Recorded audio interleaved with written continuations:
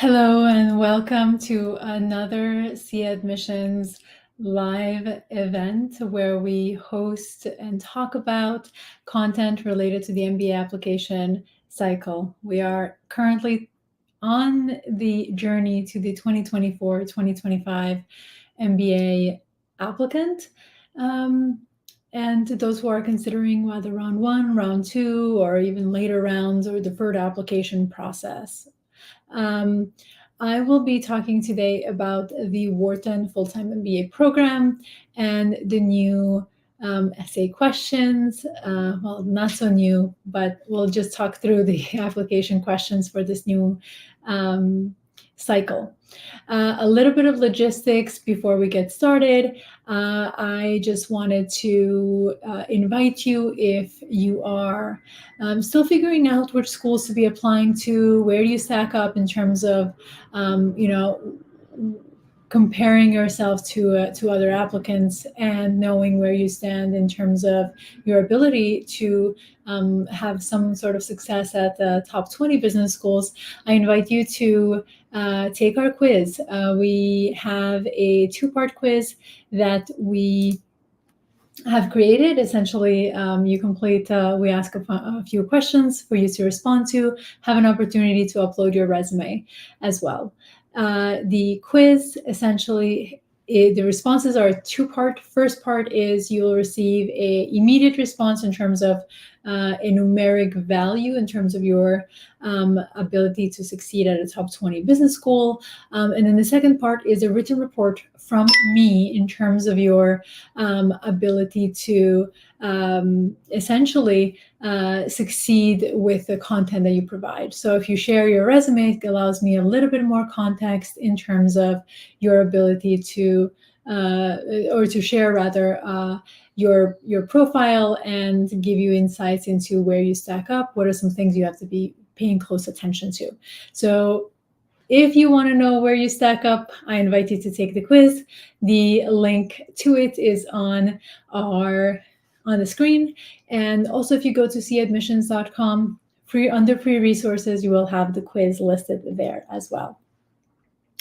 If you are also considering business school and want to get support on this journey, it's a very long journey, very stressful journey.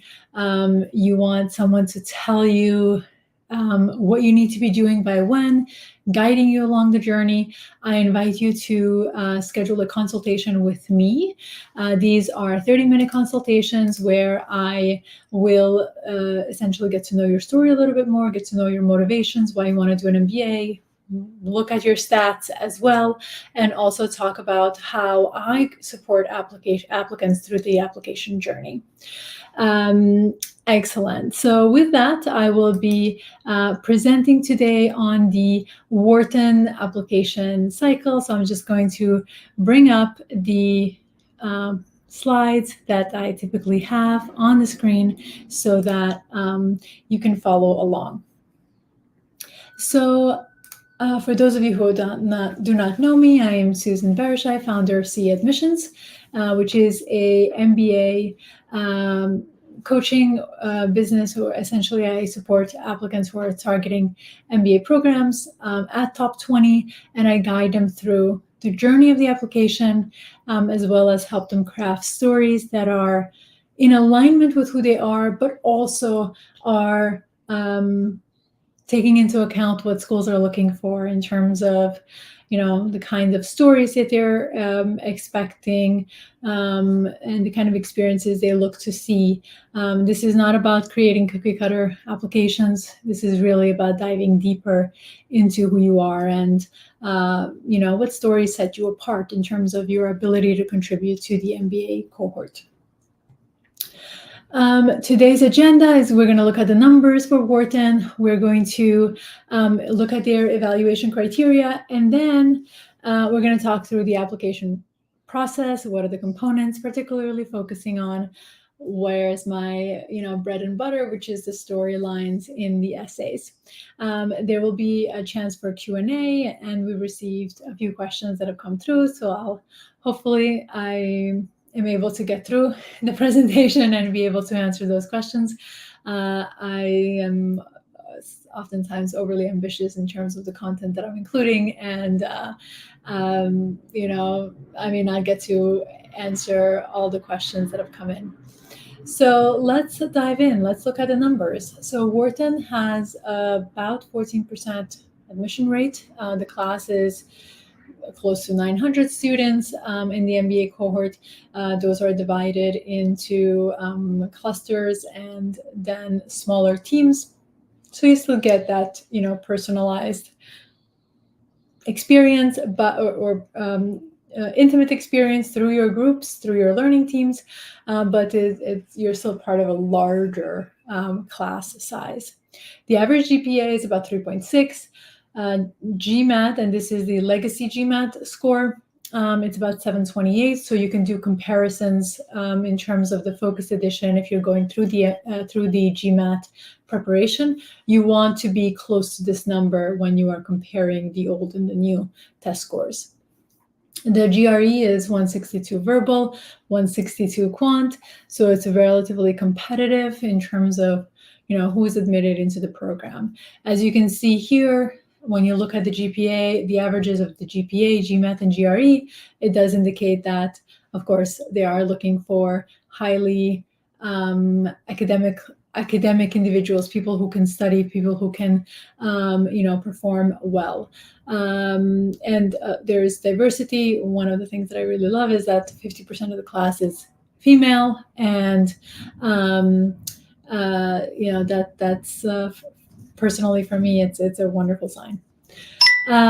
So the deadlines, we have the deadlines for the new application cycle. So September 4th, mark your calendars. If you're targeting round 1, you must submit your application by 5 p.m. on the day of the deadline. So there is no issues in terms of, if you submit later, you risk your application being moved to the second round, which you may have not wanted to do that. So keep in mind not only the deadline day, but also the time that they have asked applicants to submit the application. Not every school follows a strict 5 p.m. deadline or a certain time during the day. A lot of the schools have until midnight on the day of the application. Wharton does have specific expectations in terms of application submission, and make sure that you are following those details as well. So here we have 3 rounds in front of you for the new cycle. If you're targeting round 2, know that you will be working on your application during Christmas and New Year's. So if you want to get started early and make sure that you have a holiday, do get started early in this process. So what are the evaluation criteria? Wharton, as you saw, this class size is very large in terms of, the number of people that attend the full-time MBA program. This means that also, as typical business school environments, people are coming from all walks of life, all kinds of experiences that they're bringing to the table, and communication is really important. So your communication style, how you speak, how clear you are with your ideas, how concise you are with your, communication, is going to be very important at Wharton.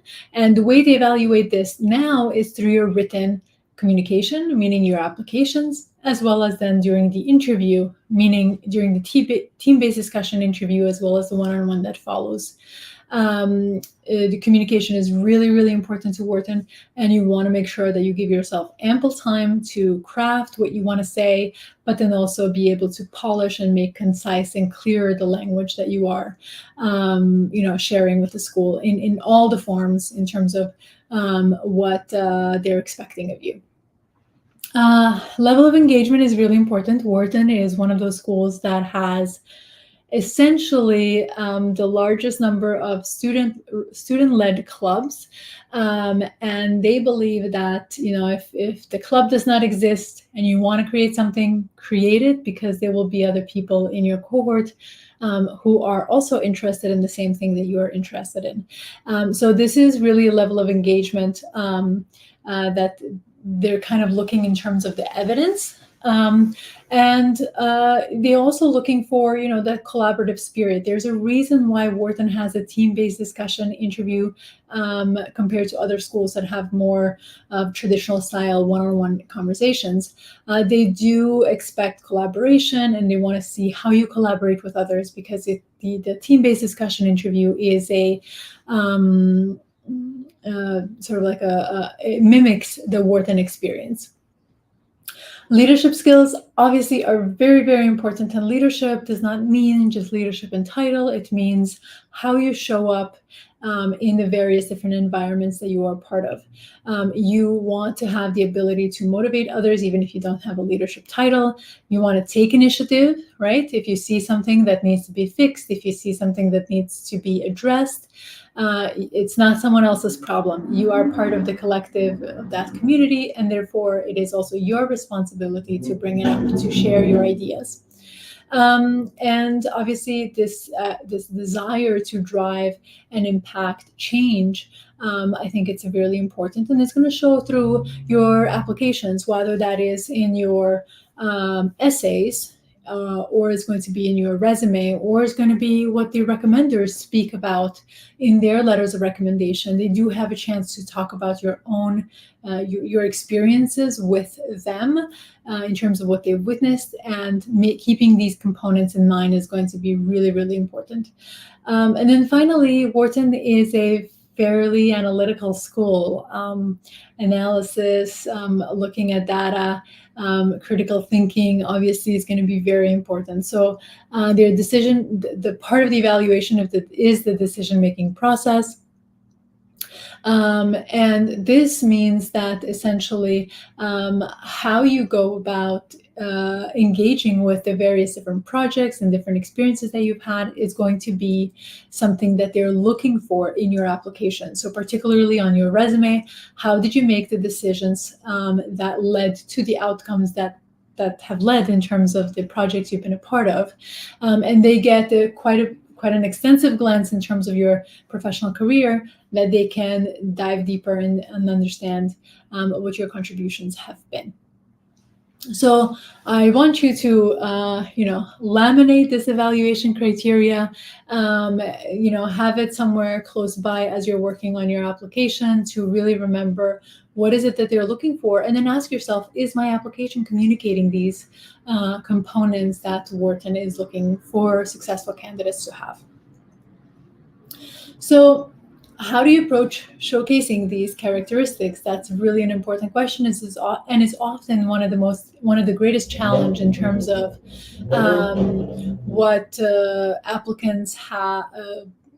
Greatest challenge in terms of like putting together your application, right? It takes quite a bit of time to craft a story that is concise, cohesive, that will excite the admission team. And you have to also decide what stays, what goes in the application, and what you keep to yourself, because obviously you have your own entire life's journey in terms of what you've accomplished so far, and you absolutely want to make sure that you capture the best stories. So in terms of the application, in terms of actually even before you sit down to write any component of your application, you should be reflecting. You must recognize, and I say this with every one of these sessions, you must recognize that the application and the application questions are there purposefully. They're there to help them get to know you in more detail, and they are reviewing to admit, which means they are reviewing to see reasons to say yes to you. So make sure that you're giving them those reasons to say yes to you. If they're going to have two applicants with very similar stories, if they can't differentiate themselves, then they will accept one of the two and not both of them.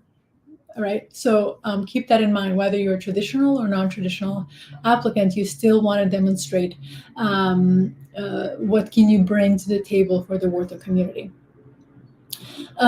You must remember that every component of the application is building on the other. The full story, the full responses to all the questions is what brings the full mosaic of who you are and what you bring to the table, right? So you want to really map out what goes where. And then, of course, research on the school. One of the Wharton questions, which we'll go through, is about how you're going to leverage the Wharton opportunities to make sure that you get to your goals. One, you need to know your goals. What are your goals? And then second, you need to understand what Wharton offers that is beyond the generic stuff that you can find online, because that's easy to do. What's not easy to do is to really dive deep into what makes Wharton, what makes it unique in terms of helping you get to your goals and be able to communicate that effectively in your applications. So a lot of work ahead, but this reflection is really important to be done beforehand so that you can move faster in terms of your application preparation of materials. So what are the application components? You have, of course, the education and test scores. I'm not including in here your personal demographics and all sorts of minutia details. That's standard across the board. But what things that you need to prepare is transcripts for your education. So for all institutions that you've attended, as well as test scores, make sure that those are sent to Wharton. And make sure that those are sent before the deadline, right? Education, obviously, you're going to be uploading those in the portal. And then when you are admitted and you accept Wharton, then you can send official transcripts to the school, which should save you a couple of dollars in terms of not needing to request official transcripts to be sent to the school for every school that you're applying to. They, of course, have the personal information, activities that you've been involved in, and awards that you have received.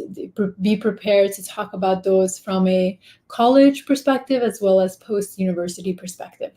Professional experiences and your resume. Resume is a one-pager unless you have more than 10 years of work experience since college, or since university. So you have to keep it in one page. However, they do offer you the opportunity to add additional context in terms of your professional experiences. So you have an opportunity to add more. And of course, you have to go in detail, the professional experiences that you've had, who you work for, and a lot of short answer responses to those questions. They do require 2 letters of recommendation, and we'll talk more about what those letter of recommendation look like. These are different than the traditional GMAT common letter recommendations, so you want to take note of this. And then, of course, we have the essays that we'll cover also in this discussion. So the 2 pieces, of course, that I'm going to cover is letters of recommendation and essays.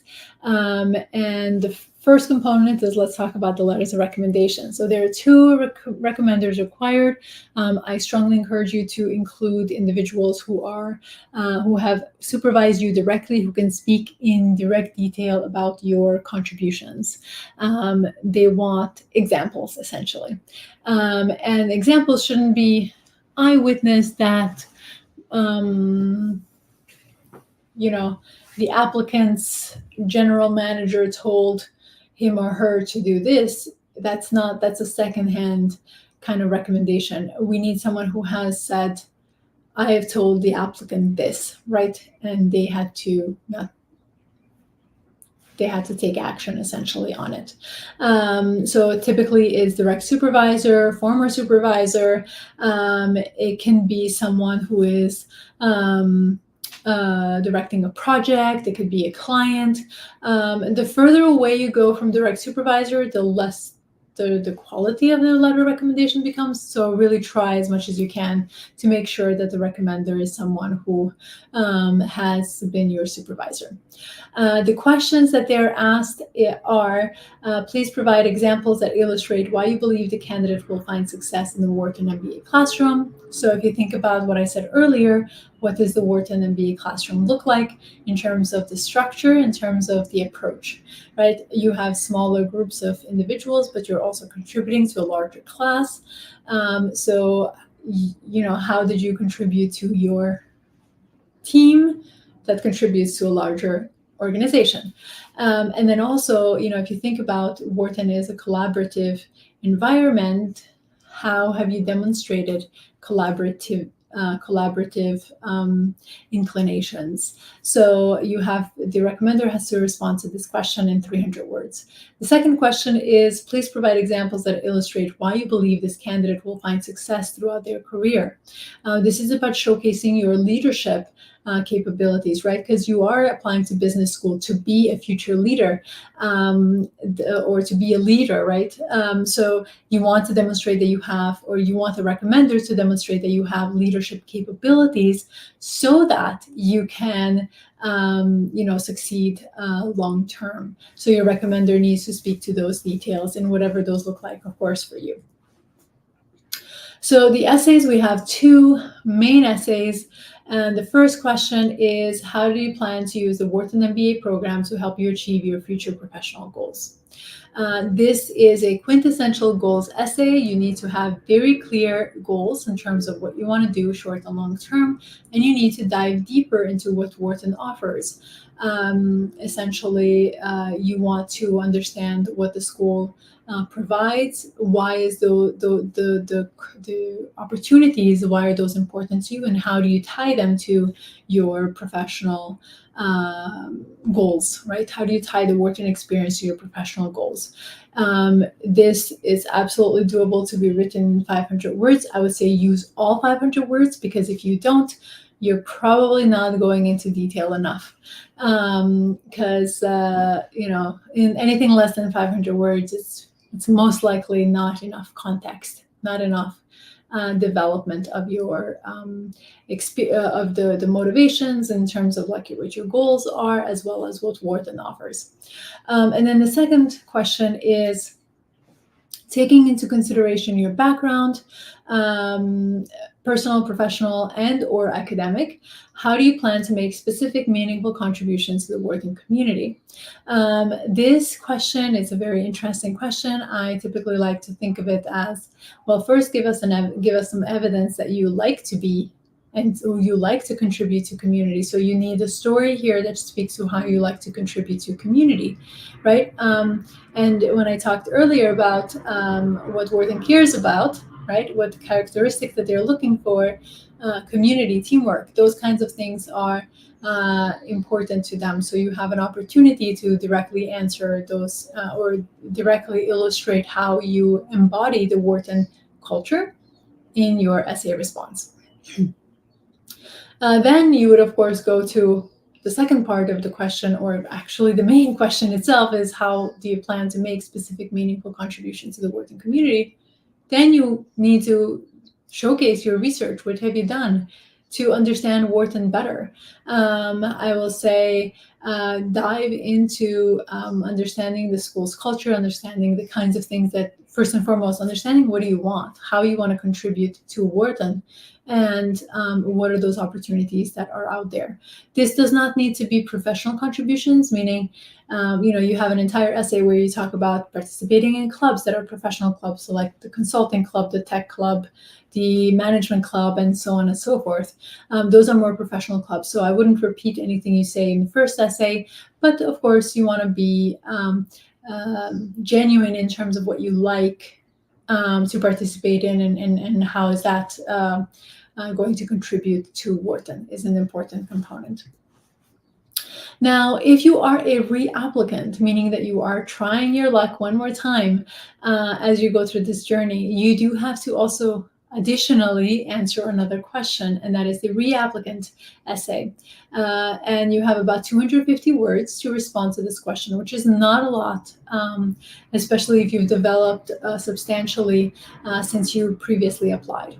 And then the question is, please use this space to share with the admission committee how you have reflected and grown since your previous application, and discuss any relevant updates to your candidacy. Here's an opportunity to really reflect, what did you learn from your rejection, and then dive deeper into how did you use that rejection and that reflection to develop your candidacy further in support of your new application. This is a very important response. You do a very important essay if you are a reapplicant, in terms of showcasing maturity, in terms of showcasing that you have developed, you have grown since your last application. So if you've applied in round 3, for example, for Wharton in this past application cycle, and you're planning to reapply in round 1, I would probably recommend that you wait a little bit and apply in round 2, because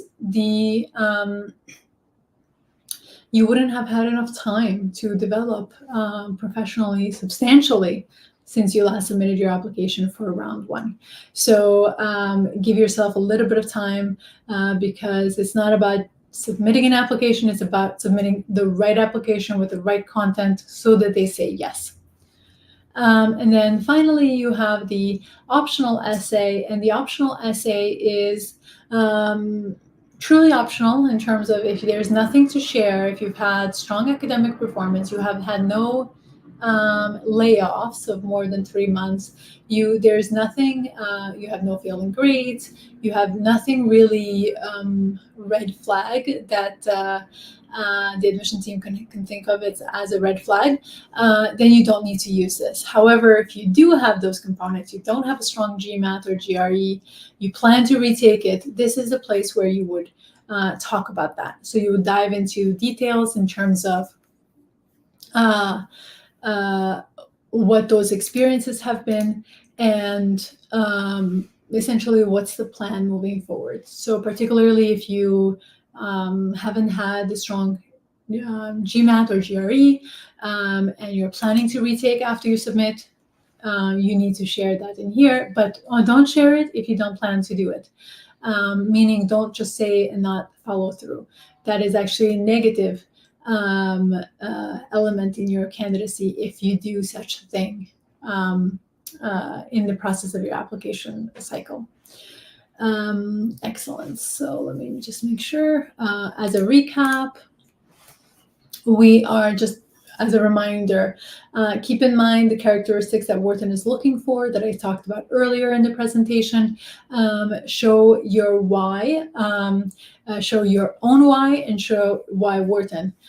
Very important to the development of your story, and make sure that your whys are based on your reality, based on your experiences, right? Because they become more meaningful, they become more authentic than if you are giving generic responses. They will get a lot of generic responses in this application cycle. The way you stand out is by being you, of course, taking into account that you have an audience that is reading your application from a particular lens. And then the 3 C's, compelling, clear, and concise. I already talked about how Wharton cares about your communication style. This starts with your application itself, right? Before you are even invited to interview, the application needs to be something that communicates clearly, concisely, and your stories are compelling for the admission team to say yes to you. So again, if you are going through this process, targeting M7s, targeting top 20 business schools, I invite you to connect with me, contact us through, the requesting a consultation call, which if you go through this, scan me QR code, you can get to the page that requests, where you can request a consultation call, and that leads to my calendar that you can book immediately. Wonderful. So we are close to end, so I'm just going to answer one question before we close today's session. And so the question is, actually, I'm going to answer this one because I didn't get to talk a lot about the team-based discussion interview. So it's a question that came through the registration form. And the question is, what should I expect during the Wharton team-based discussion, and how can I prepare effectively for it? The Wharton team-based discussion interview is essentially somewhat of an unusual interview. It's the only school that approaches the interview style this way. And the team-based discussion is essentially you will get a prompt that comes with the invitation to the interview. You have to solve essentially come prepared with a solution to the problem that you're presented with. You give your 1-minute pitch, and then you're working with 4 to 5 other MBA candidates like yourself in a room, in an online Zoom room, to essentially come up with a solution to this same problem, right? So you then collectively bring to the table or collectively brainstorm and present at the end your recommendation to the moderator. After that, you have a one-on-one interview. As far as preparations, I would say you're going to have to do quite a lot. So one is you have to do your research in terms of making sure that the response is authentic. And then second thing is making sure that you understand how to navigate a group environment.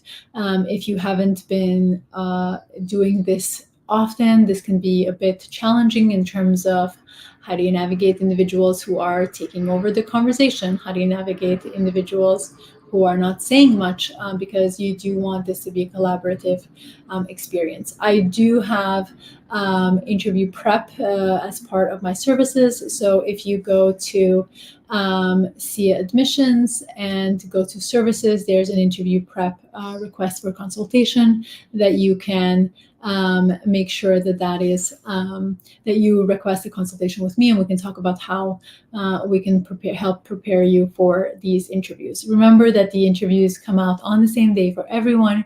So when they do arrive, make sure that you go in there, book your session as far out as possible. So with that, I think we're going to bring the session to a close. We are over our allotted time, but invite you again to connect with me, schedule a consultation to discuss how I can support your Wharton MBA application. Until next time, have a wonderful rest of the week and weekend, and see you next week.